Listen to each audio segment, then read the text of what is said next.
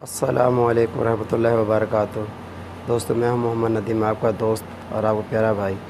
मैं आज आपके लिए बहुत अच्छी एक वीडियो लेके आ रहा हूं, जिसमें हज़रत सल्लल्लाहु अलैहि वसल्लम ने फरमाया कि ज़िंदगी में हर रोज़ 3 काम करो अपने घर में, इंशाअल्लाह ताला आपके घर में कभी किसी चीज़ की कमी नहीं होगी इंशाअल्लाह ताला।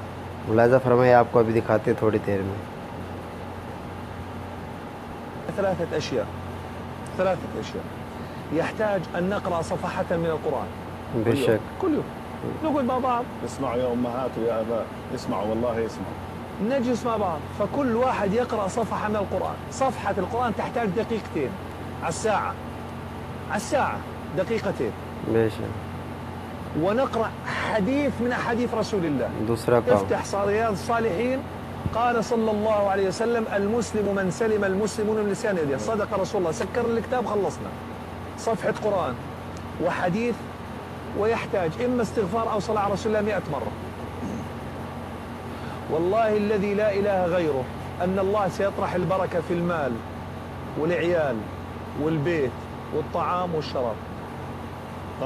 طبقوا يا أمة محمد. سيطرح الله البركة، سنجد البركة في المال والعيال والبيت والطعام والشراب.